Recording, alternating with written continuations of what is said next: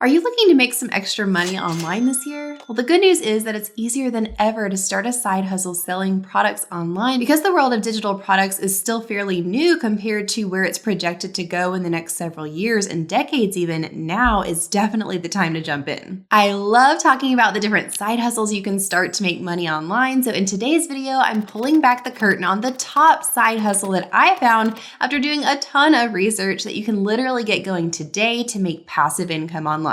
Let's get into it. So there are so many different types of side hustles out there, selling physical products, services, digital products. But one reason why I love digital products is the potential for passive income. So if you're not familiar, passive income is where you basically create a product to sell one time, something digital, and then you can sell it on repeat. It basically sells itself on autopilot without you having to lift another finger to fill the orders that are coming in because it's a digital product. You've already created it once. You just upload the instant download file. So then your buyer gets it instantly when they purchase, and you can make sales in your sleep. So when I'm thinking about side hustles to recommend, I always start with digital first for the potential of being able to do exactly that, make passive income. Now, when I started to think of different digital products you could sell, again, there's a whole world of options out there when it comes to selling digital products. But I know one amazing niche to sell in is the business niche because Etsy is truly a go-to resource for so many different online business owners for things like marketing assets, templates, business printables, a lot of different things. The business niche is also the most broad with various different sub niches that you can get specific with. So I always recommend when you're thinking of what to sell to start with a broad category or niche. And then once you've validated that, to get more specific with a targeted sub niche. So my first step was that I went onto Sales Samurai, which is an Etsy specific research tool. And I did some research on the broad keyword phrase small business. I validated with Sales Samurai's estimated monthly search volume for that phrase on Etsy that it is indeed searched a lot of times every month on the Etsy platform. Once I validated that term small business on Sales Samurai, then I took it over to Etsy Search to do some research on Etsy itself with that same keyword phrase small business. I typed that keyword phrase into the search bar and looked at what came up on the first page of search results to see if there were any bestseller listings with that bestseller badge. There actually were a ton of listings with that little bestseller badge, which is an awesome sign. This means that there are digital products on Etsy specifically that are being sold in the small business category.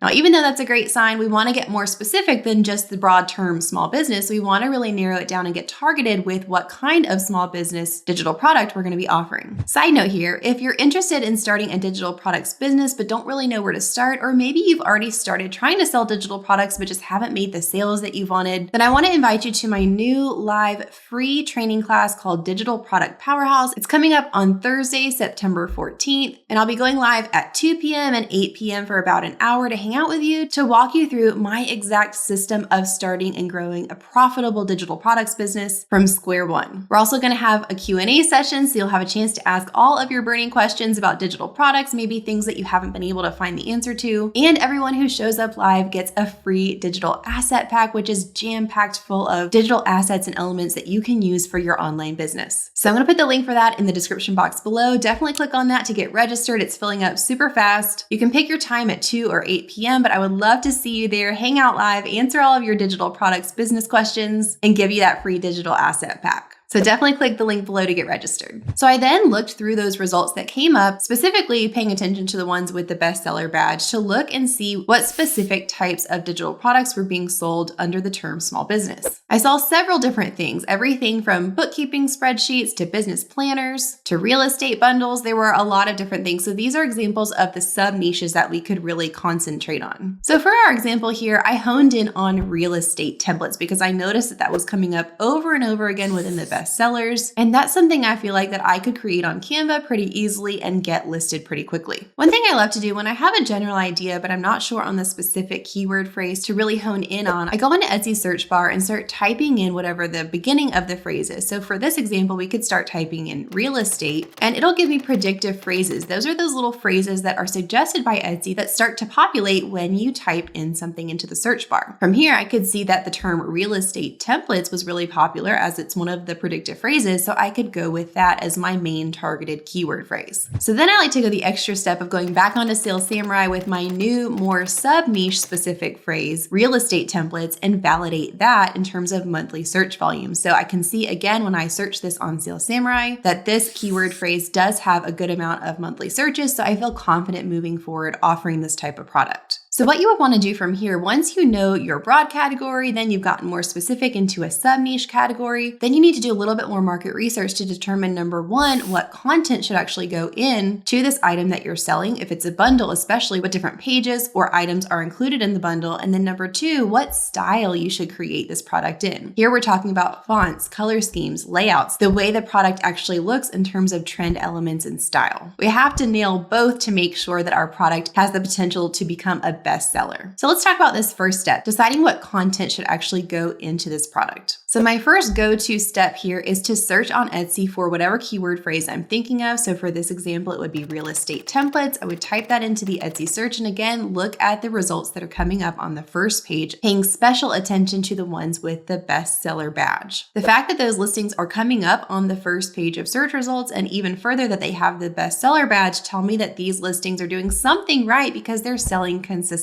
They wouldn't be ranking that high and they wouldn't be labeled as a bestseller if they weren't. So when I'm paying attention to these bestseller listings, I'm going to start looking through these and comparing them to see if I can identify anything that's repeating over and over again in their photos and in their descriptions. So if I'm thinking of offering a real estate bundle, I might see an infographic photo in one of the best-selling listings that could give me a clue as to what is included in this listing, which gives me a clue as to what people are looking for because this listing is selling well. So whatever's included in this is a clue for me that this is something people are searching for and wanting. So in this example, I can see all of these different pages that this real estate template bundle includes, and I can also see it laid out clearly in the written out description of the listing. The next time I want to use a tool like ChatGPT, which is an artificial intelligence prompt tool. So I can go to ChatGPT and ask it something like, give me 20 ideas for digital products that a real estate agent could use for marketing. Then ChatGPT will populate answers for me, and I can take ideas and inspiration from the answers that it gives me. And then thirdly, I can go to Pinterest and get some ideas and inspiration from here as well. If I type in our keyword phrase real estate templates into the Pinterest search, I'm going to get a lot of different examples popping up that I can look further into to get ideas for what others have included in their real estate templates and see what might be the right fit for my bundle. So once I've gotten an idea of some of the different pages that are going to be included in my real estate template, then I want to decide what style I need to create this in. What colors and fonts are people looking for, and what's trending and selling really well currently among this niche. So this is where I do some further market research, but this time I'm paying specific attention to style. I might first come back onto Etsy and compare the listings that are populating when I type in my keyword phrase real estate template. I can click to sort the results by estimated monthly revenue and compare the top ones that are making the most revenue per month. I'm looking specifically here at the photos of the product itself to determine what color schemes they're using, what font styles are being used, even what style the listing images are in. So for instance, with this one, I can tell that this is a really modern,